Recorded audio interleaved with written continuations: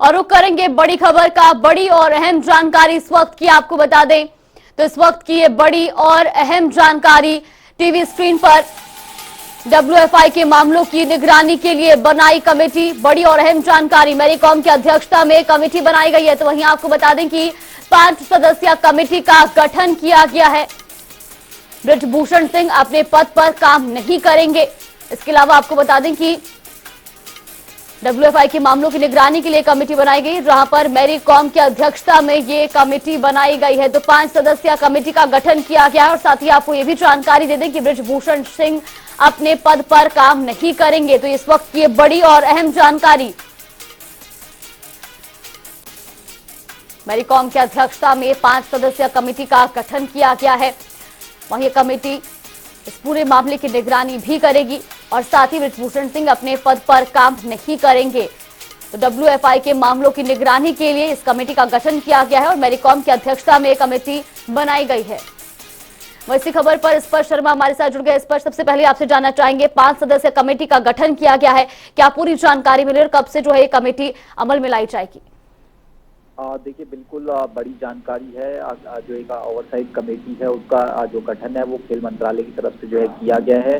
Indian Olympic association की जो chairperson है MC मैरीकॉम, उनको जो है इस कमेटी का अध्यक्ष बनाया गया है। इसके अलावा कई बड़े नाम जो है इस कमेटी में देखने को मिलते हुए नजर आ रहे हैं। टोटल 5 नामों की बात करें तो पूर्व ओलंपियन की बात करें, योगेश्वर दत्त जो ओलंपिक मेडलिस्ट भी हैं, उनको इस कमेटी का जो सदस्य है वो रखा गया। इसके अलावा जो तृप्ति मुरगुंडे हैं उनको जो है इस कमेटी का सदस्य रखा गया। इसके अलावा जो राधिका श्रीमान है उसको इस कमेटी का सदस्य रखा गया है। इसके अलावा राजेश राजगोपालन जो है एक्स CEO टॉप्स के, उनको जो है यहाँ पर जो है इस कमेटी का सदस्य रखा गया है। पिछले दिनों ये कहा गया था कि एक ओवरसाइट कमेटी बनाई जाएगी जो कि WFI का पूरा जो कार्य है वो देखती हुई नजर आएगी और 1 महीने के भीतर जो अपनी रिपोर्ट है वो जो है जो एलिगेशंस लगाए गए हैं इन तमाम रेसलर्स के द्वारा, खासतौर पर WFI के जो अध्यक्ष हैं ब्रजभूषण शरण, उनके खिलाफ जो सेक्सुअल हैरेसमेंट के एलिगेशन लगाए गए हैं, उसको लेकर ये कमेटी का जो है गठन किया गया है। ऐसे में जब तक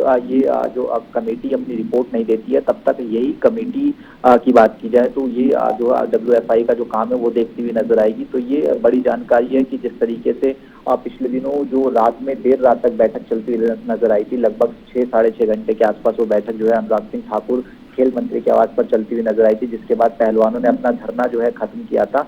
उसके बाद अब जो ये ओवरसाइट कमेटी है उसका जो है निर्माण कर लिया गया है और अब जो है किस तरीके से रिपोर्ट जो है ये ओवरसाइट कमेटी देती हुई नजर आएगी और जो खिलाड़ी लगातार एलिगेशंस लगाते हुए नजर आ रहे थे वो किस तरीके से जो सबूत है वो यहाँ पर देते हुए नजर आएंगे, वो महत्वपूर्ण रहेगा। जी बिल्कुल, और जो तमाम आरोप ब्रजभूषण सिंह पर लगाए गए थे उसके लिए भी जांच कमेटी बनाई जानी थी। ऐसे भी उसको लेकर के क्या कुछ जानकारी मिल रही है और आखिर कब तक इस पूरे मामले की जांच की जाएगी? देखिए, बिल्कुल अगर हम बात करते हैं तो एक ओवरसाइट कमेटी का जो है निर्माण करना ही था और फाइनल जो है वो कर ली गई ओवरसाइट कमेटी। 5 सदस्यीय ओवरसाइट कमेटी है।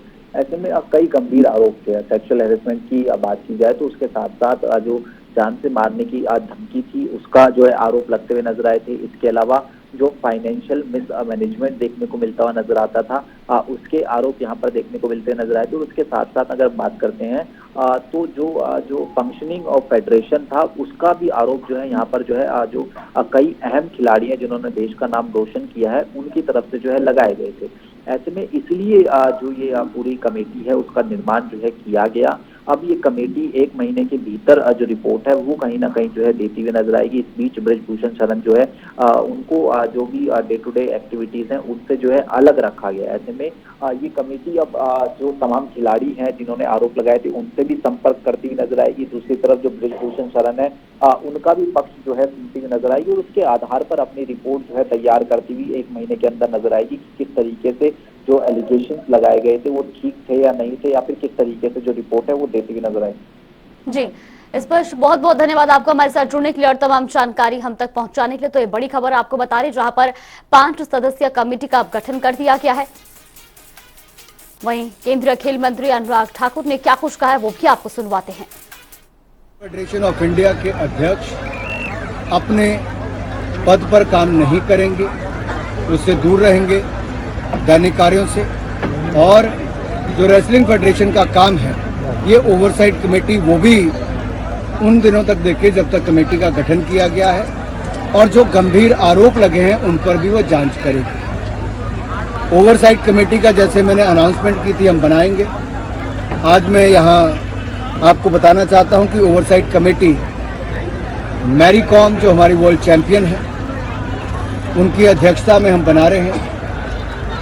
इनके साथ योगेश्वर दत्त जो हमारे ओलंपियन और मेडलिस्ट हैं, वो उनके साथ कमेटी में होंगे। तृप्ति मुरगुंडे जो मिशन ओलंपिक सेल की सदस्य हैं और द्रोणाचार्य अवार्डी हैं, वो इसकी सदस्य होंगे। पूर्व सीईओ टॉप्स कैप्टन राजगोपाल जी वो इसके सदस्य होंगे। राधा श्रीमन पूर्व ED teams sports authority of India वो इसकी सदस्य होंगी। तो ये 5 लोगों की कमेटी को गठन किया गया है जो मैरी कॉम जी के नेतृत्व में बनेगी, और वो अगले 1 महीने तक इन आरोपों पर सभी पक्षों को सुनकर जांच भी करेगी और अपनी रिपोर्ट भी सौंपेगी।